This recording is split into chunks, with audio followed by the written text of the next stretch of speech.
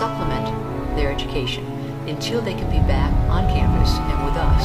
Bismillahir Rahmanir Rahim. Assalamu alaikum warahmatullahi wabarakatuh. Dhammaan saaxiibada ku xidhan kanaalka Mira Media soo dhawaada meel kasta oo aad joogtaan dunida daafeeda. Barnaamijkan waxaan ku eegi doonaa oo aan soo bandhigi doonaa xaqiiqooyin iyo dhacdooyin ku saabsan dugsiga Abaarso iyo jaamacadda hoos timaada ee lagu magac daray Barwaaqo. Xaqiiqooyinkaas oo la xidhiidha dugsigan iyo jaamacaddan waxyaabahan lagu eedeynayo maxaa ka jira? Asal ahaan xagee ka soo jeedaan? Gudaha dugsiga iyo jaamacadda maxaa lagu baraa ardayda? Dad nooceeya ayaa dhiga? Ma ajaanib mise dad muwaadiniina? Ma muslim mise gaalo? Arrimo waxaasoo dhan la xidhiidha iyo xilligii la aasaasay, ciddii aasaastay, macluumaad badan oo ku saabsan ayaan muuqaalkan idinkula wadaagi doonaa. Soo dhawaada saaxiibayaal meel kasta oo aad dunida daafeeda ka joogtaan. Halkan waa kanaalkeena Mira Media. Fadlan muuqaalkan hadduu ku soo gaadhay like, share, comment sina gaadhsii asxaabtaada kale si ay u ogaadaan macluumaadka dugsigan iyo waxyaabaha la xidhiidha jaamacaddan aadka loo eedeynayo ee toddobaadkii ugu dambeeyay baraha bulshada ka socday ee qaar ka mid a dadkii aadka uga soo horjeestay ee baraha bulshada ku faafiyeyna ay hadda u xidhan yihiin.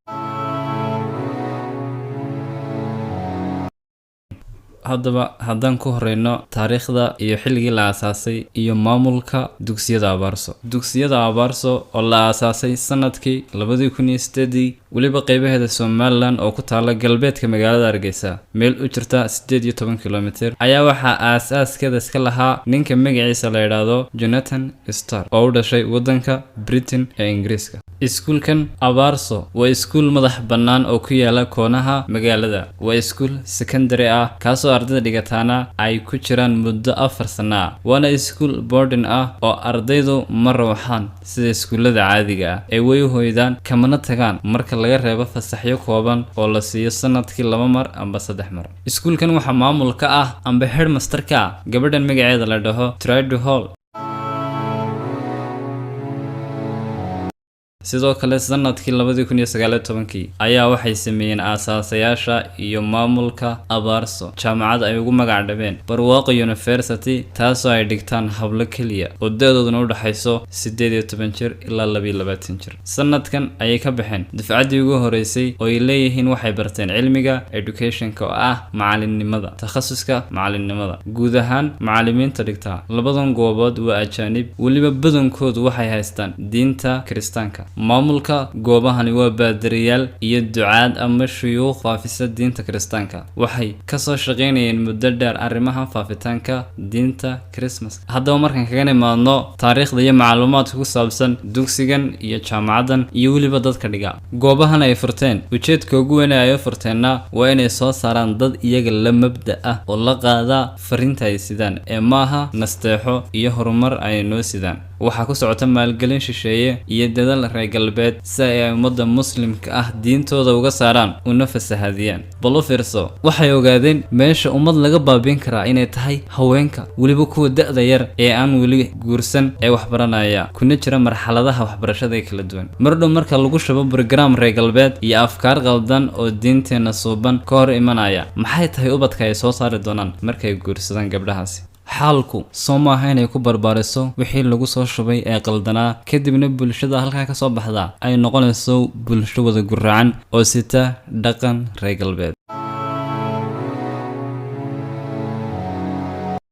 goobaha waxbarashadu waa meelaha ugu muhiimsan ee bulsho lagu bedeli karo, lagu dhisi karo, laguna baabiin karo. waa aas-aaska iyo dhisidda jiil cusub oo soo baxaya taasoo lagu kobcinayo maskaxdooda, dhaqankooda, diintooda iyo fikirkoodaba. bal haddaba adigu qiyaas meesha saameynta intaa leeg ka waran hadduu nin gaal ah oo aydan isku diin, isku dhaqan iyo isku fikir ahayn uu yidhaahdo ubadkaaga aniga wax kuu baraya. maxaad malayn inuu kuu soo saari doono mustaqbalka? yacni qof nooceeya ayuu soo saari karaa ninka gaalkii? ma waxa uu kuu soo saarayaa gabadh amba wiil aqoon-yahan ah oo isku mid tihiin? maya weeye jawaabtu dabcan ee wuxuu soo saarayaa mid la mid ah oo isku fikir yihiin, oo isku mabda yihiin, oo sita dhaqankiisa. haddaba markaan ka hadlayno goobahan Hargeysa ku yaal ee loo huuyey sawirka ah inay yihiin goobo wanaagsan oo waxbarasho tayo leh taalo, si xaqiiqadu aanay sidaas ahayn wax kastaaba iska cad yihiin oo dad badanna ka soo horjeesteen kadib markay ogaadeen waxa jira iyo xaqiiqada taal goobahaas. waxay isweydiin isweydiin mudan oo caqliga caafimaadka qaba isweydiinaya su'aalahan.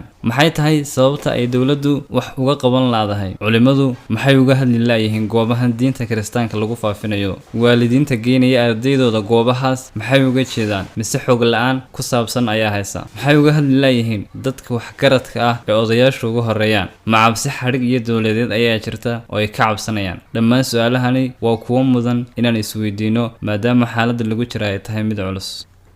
caddaymaha daaha ka qaadiya inaanay qarsoonayn waxa ka jira goobaha waxbarasho ee Abaarso iyo Barwaaqo oon ogaaday intii aan ku jiray baaritaanka muuqaalkan waxaa ka mid ah gabadh yar oo Mumtaaz la dhaho kana mid ah ardayda jaamacadda Barwaaqo. qoraal ay barteeda Facebook ku baahisay ayaa u qornaa sidan: Barwaaqo University, aniga ayaa dhigta runtii waxa meesha lagu dhigo waxyaabo badan ayaa diinta Islaamka ka hor imanaya. sidoo kale waxa had iyo jeer lagu odhan jiray markana la dhiirigelinayo hablaha xorbaati kaliya wax qabso, xuquuq ayaa ka maqan haweenka iyo qurbaha leedan geeniya iyo waxyaabo kale badan. koorasyo diinta kiristaanka lagu dhigo maanan arag weli, laakiin inay soo socdaan waa suurtagal. jaamacadan hadda ardaydu way ka soo dayranayaan maalin dhow, arday badan ayaa ka baxaysa. madaxweynahana xog beena ayaa la siiyey oo ay siiyeen maamulka jaamacaddu. Cabdimaalikna wax badan oo run ah uu sheegay.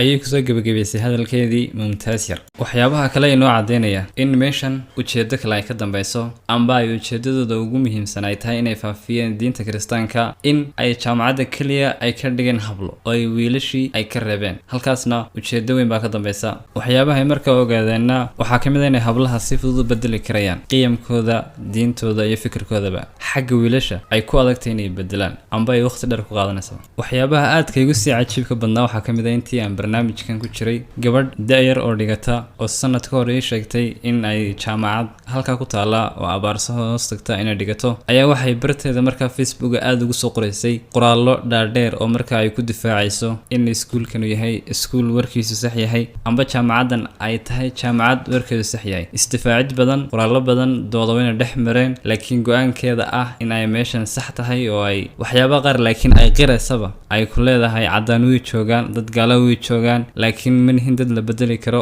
waxyaaba noocaasa ayay mararka qaar maxaheeday ku doodaysay, laakiin caqliga bini'aadanka ee saxda wuxuu sheegaya in haddii sanawaad dadka noocaas ay ku hortaagayn diintoodiina ay maxaheeday kugu faafinayaan oo muddo 4 sano iyo ka badan baad hortaagnaanaysaa, maxaad malaynaysaa aakhirka waad qaadanaysaa diintooda amba ugu yaraan fikirkooda waad qaadanaysaa.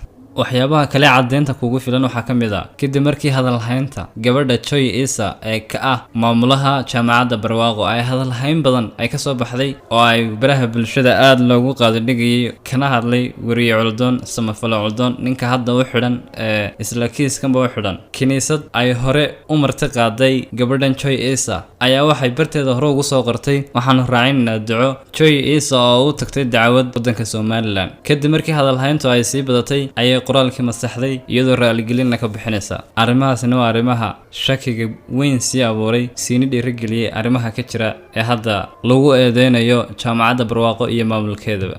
caddeymaha iyo xaqiiqooyinka loo hayo in lagu faafiyo diinta kiristaanka goobahan iskuulkan iyo jaamacadan labadaba maaha mid aan kusoo koobi karno muuqaalkan, laakiin waa mas-uuliyad darro la odhan karo ka timid xagga dowladda iyo xukuumadda.